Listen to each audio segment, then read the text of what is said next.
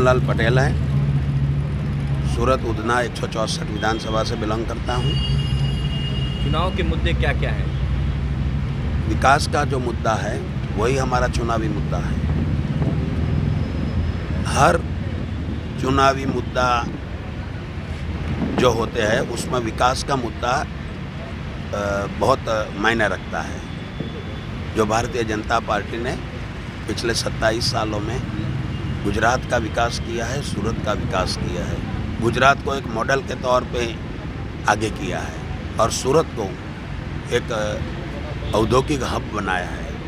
आज सूरत की चर्चा पूरे इंडिया में हो रही है, पूरे हिंदुस्तान में सूरत शहर की चर्चा हो रही है और उसकी वजह यह है कि आज सूरत के अंदर हर प्रकार से हर क्षेत्र का विकास हुआ है। जनमानस में आज सूरत के प्रति एक प्रेम है, प्यार है। देश के हर कोने से सूरत की मुलाकात, सूरत को देखने के लिए, सूरत का व्यवसाय में लोग आगे बढ़ते हैं। यदि हम बात करते हैं जैसे कि यूपी से गुजरात, क्या यूपी मॉडल पे भी गुजरात काम करेगा? ऐसे में देखने को मिल रहा है कि स्टार प्रचारक सीएम योगी बुलडोजर लेके यूपी ही मॉडल पर फिर गुजरात में भी आ रहे हैं, वैसे ही बुलडोजर लेकर प्रचार कर रहे हैं। ऐसे में क्या कहेंगे? मेरा मानना ये है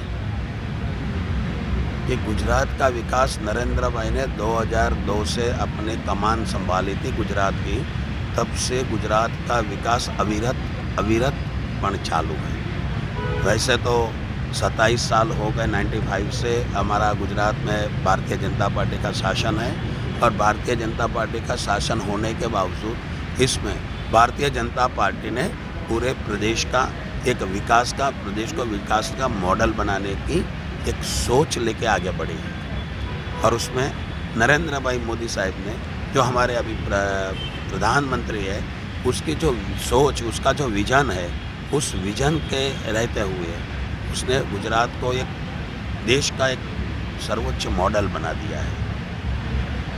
ऐसे में यदि हम बात करते हैं, करीब 90% लोग उत्तर भारतीय लोग यहाँ पे मौजूद हैं, एक आंकड़ा के हिसाब से। क्या बात किया जाए कि जिस तरह से देखा जाता है तो उनकी भूमिका किस तरह से इस सूरत के अंदर?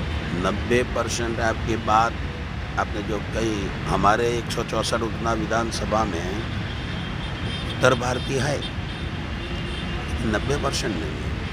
उसकी तादाद बहुत अच्छी है। यहाँ के कर्मचारी है, यहाँ के बिजनेसमैन हैं, सामाजिक लोग हैं, यहाँ के धार्मिक लोग हैं और वो लोग सबकी विचारधारा और मानसिकता मोदी और योगी जी के साथ है। मोदी जी प्रधानमंत्री, योगी जी सीएम यूपी, क्या भूमिका गुजरात में भी रहेगी योगी जी की? बहुत अच्छी भूमिका रहेगी गुजरात में मोदी जी की, योगी जी की। योगी जी यहाँ हमारे नेता है, हमारे आदरणीय सीएम है यूपी के। तो उसका मतलब यह है कि योगी जी ने जो काम किया है और नरेंद्र भाई ने जो काम किया है वही नक्शे कदम योगी जी भी आज चल रहे हैं। योगी जी ने भी बड़ा बहुत यूपी में काम किया है और यूपी को भी अभी एक मॉडल, स्टेट मॉडल बनाने जा रहे हैं। योगी जी अच्छी तरह से काम कर रहे हैं। यूपी में योगी जी ने गुंडा राज को ख़त्म किया है। यूपी में योगी जी ने एक विकास की नई रफ्तार को बढ़ाया है, रोड रास्ता डेवलपमेंट किया है, पानी की जो अछत जहाँ पे है उसको पानी के लिए अच्छे कदम उठाए हैं। लोगों के स्वास्थ्य के लिए भी मोदी अपने योगी जी ने बहुत अच्छे काम किए हैं।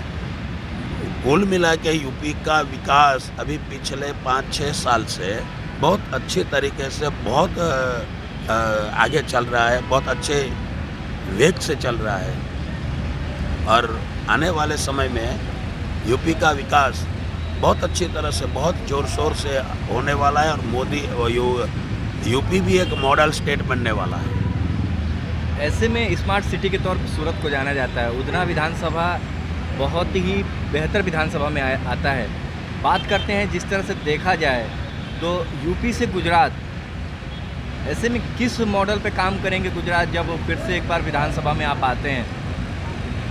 देखो, आपने ही बताया कि सूरत एक स्मार्ट सिटी के रूप में देखा जाता है, उसमें भी उधना विधानसभा का विस्तार जो है वो भी स्मार्ट सिटी के रूप में देखा जाता है। उसका रीज़न एक ही है, उसका कारण एक है कि पिछले 27 साल से यहाँ महानगर पालिका का शासन है, पिछले 27 साल से यहाँ गुजरात गवर्नमेंट का भारतीय जनता पार्टी की सरकार का शासन है और पिछले 8 साल से केंद्र में हमारी भारतीय जनता पार्टी की सरकार है।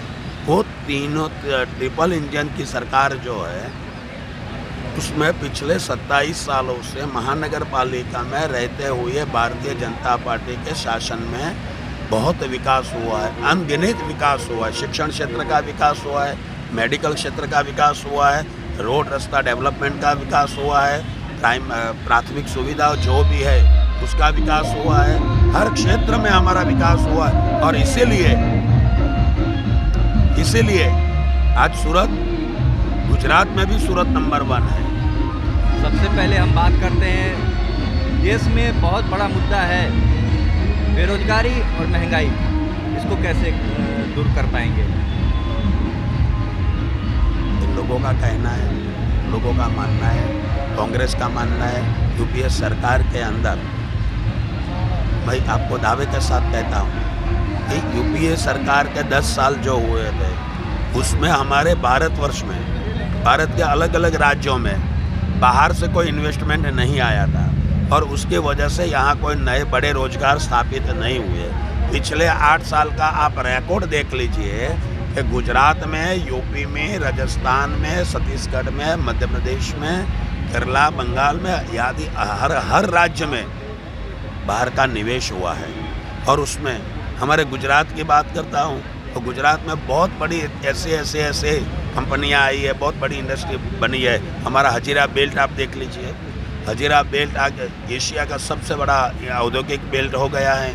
और उसकी तरह हमारा गुजरात का अलग अलग क्षेत्र में बहुत विकास हुआ है, इंडस्ट्री का बहुत विकास, ग्रोथ हुआ है। और उसकी वजह से आज सूरत ग्रोथ कर रहा है, सूरत ग्रोथ कर रहा है तो गुजरात ग्रोथ कर रहा है, गुजरात ग्रोथ कर रहा है तो आज हिंदुस्तान ग्रोथ कर रहा है। और हिंदुस्तान ग्रोथ कर रहा है तो नरेंद्र मोदी साहब हमारे जो पीएम है उसके आशीर्वाद, उसकी एक विचारधारा से, उसका प्रयोजन से ये हमारा ये विकास हो रहा है। कई सालों पहले, 8 साल पहले की मैं बात कर रहा हूँ कि लोग भारत को निवेश करने के लिए आने में डरते थे, असुरक्षा महसूस करते थे।